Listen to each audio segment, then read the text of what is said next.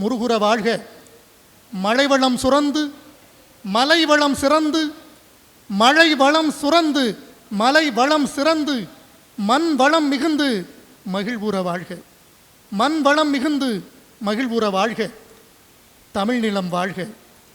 தமிழ் நிலம் வாழ்க. தமிழ் அறம் வாழ்க. பாரத நாடு பலபடி உயர்க. தமிழ் நிலம் வாழ்க. தமிழ் அறம் வாழ்க. பாரத நாடு பலபடி உயர்க. உலகம் வாழ்க. உலகம் வாழ்க. உயிர்கள் வாழ்க. உலகம் வாழ்க. உயிர்கள் வாழ்க. உலகை தமிழ்த்தாய் ஒருத்தியே ஆள்க. உலகை தமிழ்த்தாய் ஒருத்தியே ஆள்க. ஒருத்தியே ஆள்க என்று கூறி முறைப்படியாக இவ்வரங்கை நிறைவு செய்து வைக்கிறேன். வெல்க தமிழ், வெல்க தமிழ், வெல்க தமிழ், வெல்லும் தமிழ்.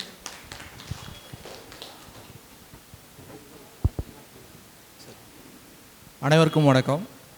இப்போ நீங்கள்லாம் கொஞ்சம் பேசுனது, ஐயாலாம் கொஞ்சம் பக்கத்தில் உட்காந்து பேசுனால நானும் புதுசாக கவிஞன் ஆகிட்டேன். சரிங்களா? ஒரு கவிதையை உருவாக்கி வச்சுருக்கேன். யார் கவிஞன்? சத்தியமாய் சொல்கிறேன், நான் கவிஞன் அல்ல. யார் கவிஞன்? சத்தியமாய் சொல்கிறேன், நான் கவிஞன் அல்ல.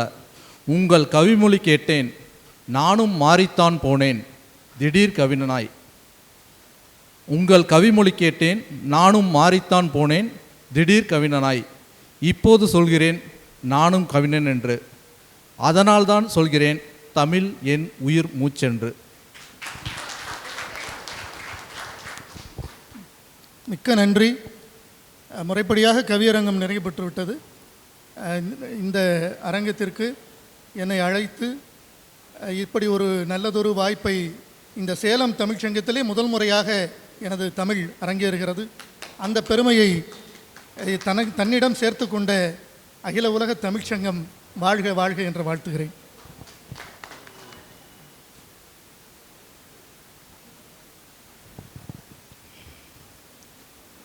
நல்ல தலைப்பு. வழக்கமாக நான் பாவேந்தருடைய கவிதை வரிகளை தொடாமல் எந்த மேடையிலும் இருந்ததில்லை. அதன் அடிப்படையில் செந்தமிழே உயிரே நறும் தேனே, இரண்டாவது அடிகளே உயிரே, தமிழை உயிராக கண்டவர், மூச்சாக கொண்டவர் பாவேந்தர் மட்டுமன்று, தமிழ் கூறும் நல்லுலைகள் தமிழை வாழ வைப்பதற்காகவே பல்வேறு கவிஞர்களையும் மிகப்பெரிய ஆளுமைகளையும் கொண்டிருக்கின்றோம். பிற நாட்டு நல்லறிஞர்கள் கூட தமிழை உயர்வுபடுத்தி பேசியிருக்கிறார்கள். அந்த வகையில் இந்த தமிழ் என் உயிர் மூச்சு என்ற தலைப்பில் அழகாக குழந்தைகள் இந்த கவிதைகளை எல்லாம் வாசித்திருக்கின்றார்கள். இது தமிழுக்கான ஒரு மீட்சி, அதாவது அடுத்தடுத்த தலைமுறைக்கு கொண்டு செல்வதற்கான ஒரு ஆயத்த பணிகளில்தான் இது போன்ற தமிழ்ச்சங்கங்கள் செயல்பட்டு கொண்டிருக்கின்றன. எண்ணிக்கை குறைவாக இருந்தாலும் இதனுடைய சக்தி இங்கே அதிகம். அத்தகைய ஆளுமைகள் ஆர்வத்தோடு இங்கு அமர்ந்திருந்து இந்த கவியரங்கத்தில் பங்கேற்ற அனைத்து நல்லுள்ளங்களுக்கும் இனிய நன்றிகள். வாசித்த குழந்தைகளுக்கும் நன்றிகள், பெரியவர்களுக்கும் நன்றிகள். இது போன்ற நிகழ்வுகள் தொடர்ச்சியாக, ஒரே ஒரு வேண்டுகோளை அடிக்கடி ஐயா கிட்ட நான் சொல்லிகிட்டே இருக்கேன். வயது சார்ந்து இதனுடைய பகுப்புகள் இருக்க வேண்டும் என்பதை கோவிந்தராஜ் ஐயா அவர்கள் கண்டிப்பாக யோசிக்க வேண்டும். இது என்னுடைய எண்ணம். போன முறையே நான் சொல்லியிருந்தேன், கண்டிப்பாக ஒரு சிறு குழந்தையை ஒரு வயது அதிகமானவர்களோடு ஒப்பிட்டு பார்க்க முடியாது. ஏனென்றால் அவர்களுடைய குரல் வளம், அவர்களுடைய அனுபவம் என்பது வெவ்வேறாக இருக்கும். அதை அடியொற்றி அடுத்தடுத்த நிகழ்வுகளில் இந்த ஒரு செயல்பாட்டை அவர்கள் மேற்கொள்ள வேண்டும் என்று மிக தாழ்மையோடு கேட்டுக்கொள்கின்றேன். அடுத்தது மணி சார்ந்த விஷயம். காலையில் முடிய வேண்டியது இரவு முடிகிறது. தமிழ் மீது இருக்கின்ற ஆர்வத்தால் எல்லாரும் தாக்கு பிடித்து கொண்டு அமர்ந்திருக்கின்றோம். அந்த ஒரு அதையும் கருத்தில் கொள்ள வேண்டும். ஏனென்றால் இப்போ பட்டிமன்ற கூட நிகழ்ந்தது, அடுத்த பேச்சரங்க நிகழவிருக்கிறது. கண்டிப்பாக ஒரு 2 இல்லை 3 நிமிடங்கள் கண்டிப்பாக முடித்து கொள்ள வேண்டும் என்ற நிபந்தனைகள் இருந்தால் இது சரியான நேரத்தில் முடிந்திருக்கும் என்பது என்னுடைய கருத்து. ஐயா அவர்கள் தயவு கூர்ந்து, இது என்னுடைய வேண்டுகோள், கண்டிப்பாக இதை நிறைவேற்றுவார் என்று நினைக்கின்றேன். அனைத்து ஆளுமைகளுக்கும் இனிய நன்றிகள், நடுவர் அவர்களுக்கும் நன்றிகள். ஐயா அவர்கள் தலைமை தாங்கி ஒரு சிறந்த கவிதையை ரொம்ப வெகு தூரமாக வாசித்து கொண்டிருந்தார். வெகு நீளமான கவிதை, ஆனால் மிகவும் ஆழமான கவிதை. இதுபோன்ற ஆளுமைகள் இருந்து கொண்டே இருக்கின்றார்கள், இன்னும் இருப்பார்கள், தமிழை வாழ வைத்து இருப்பார்கள்.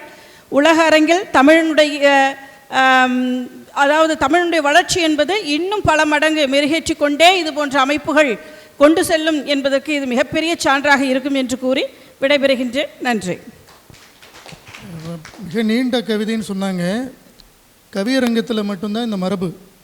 நீங்கள் கண்ணதாசன் அவர்களுடைய கவிதையை கூட பார்த்தீங்கன்னா கவியரங்க கவிதைகள்லாம் நீளமாக தான் இருக்கும். இன்னொன்று, தலைமை கவிதை அப்படி தான் இருக்கணும். இவ்வளவு அளவுக்கு தலைமையில் ஒருத்தர் உட்காரணும் அப்படிங்கிறது ஒவ்வொரு கவிஞருடைய ஒரு கனவாக இருக்கும். அதற்கு உங்களை நீங்கள் தயார்படுத்தி கொள்ள வேண்டும்.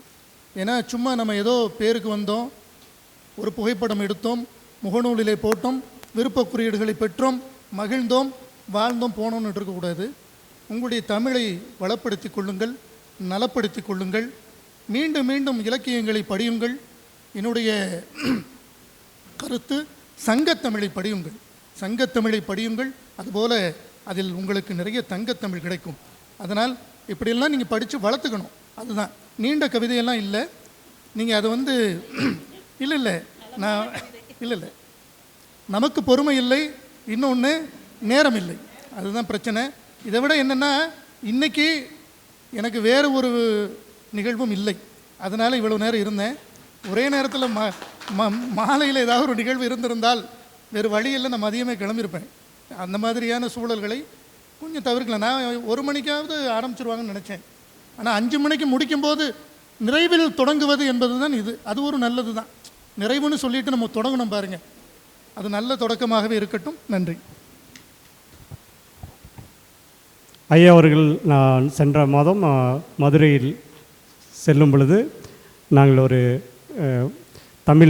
தமிழர் பேரவையில் நாங்கள் சந்தித்தோம்.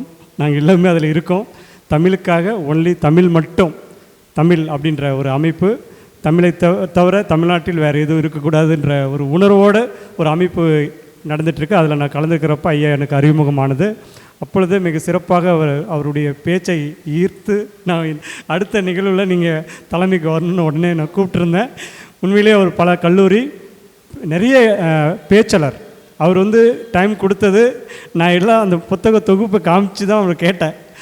நீங்கள் ஒரு ஆண்டில் இந்த அளவுக்கு பண்ணியிருக்கீங்களா, கண்டிப்பாக வரேன்னு சொல்லியிருந்தார். உண்மையிலே இன்றைக்கி அவருக்கு வேறு ஒரு இது இருக்குது, இருந்தாலும் முக்கியமான ஒரு வேலையை இது விட்டுட்டு இந்த இதுக்கு இவ்வளோ நேரம் பொறுமை காத்து இந்த நிகழ்வை மிக சிறப்பாக அருமையாக முடித்து கொடுத்த ஐயா அவர்களுக்கு அகில இந்திய தமிழ்ச்சங்கம் சார்பாக நன்றியை தெரிவித்துக் கொள்கிறோம். அது மட்டுமல்ல, இன்று நேரம் நாம் 9 to 5 அப்படின்றது 11 to 7ன்ற மாதிரி மாறிடுச்சு. காரணம் என்னென்னா, எப்பயுமே இங்கே ஒரு செட்டப் இருக்கும். இந்த மைக்கு இதெல்லாம் சரியான முறையில் எங்கள் மேனேஜர் 1 வாரத்துக்கு மேலே தீபாவளிக்கு போனவர் வரல. நான் 2 நாளாக தொடர்பு கொண்டு இங்கே பேச முடியல. மற்ற இதெல்லாம் நான் ரெடி பண்ணிகிட்டு இருந்ததுனால இல்லைங்க. காரணம் என்னென்னா, இன்றைக்கி இந்த நேரங்கள் நமக்கு அதிகமாகிறதுக்கு காரணம், காலையில் நிகழ்வு தொடங்கியது 11 மணி, இப்போ 11 to 7, 9 to 5ன்றது 2 மணி நேரம் கூடி வந்துருச்சு. அதுதான். அது மட்டும் இல்லை, அம்மா சொன்ன மாதிரி இப்போ நாங்கள் கல்லூரி மாணவர்களுக்கும் பள்ளி மாணவர்களுக்கும் தனித்தனியாக இதுக்கு முன்னாடிலாம் நிகழ்வுக்கு நாங்கள் பண்ணியிருக்கோம். அப்போது ஒவ்வொரு கல்லூரிக்கும் நாங்கள் லெட்டர் அனுப்பி ஒவ்வொரு கல்லூரிலேருந்து ஒரு மாணவர்களுக்கு தான் வரணும்னு சொல்லி நாங்கள் கூப்பிட்டு ஒவ்வொருத்தரும் இதில் மதிப்பெண்ணே போட முடியாது, அந்தளவுக்கு திணறும் அளவுக்கு இங்கே முன்னிலை வகிக்கிற நடுவர்கள் இருந்தார்கள். அந்த மாதிரி நிகழ்வு நம்ம பண்ணியிருந்தோம். இது ஆண்டு விழான்றதுனால பொதுவாக இன்றைக்கி எல்லாருக்குமே கல்லூரி பள்ளி எல்லாமே இருக்குது. அதனால் வந்தவங்களை வச்சு நம்ம இப்போ இந்த நிகழ்வை கொண்டு போயிட்டோம். இல்லை அப்படின்னா அரங்கத்தை நம்ம முடிக்க முடியாது. ஒரு இதுலேயே 20 to 30 மாணவர்கள் இருந்திருப்பார்கள்.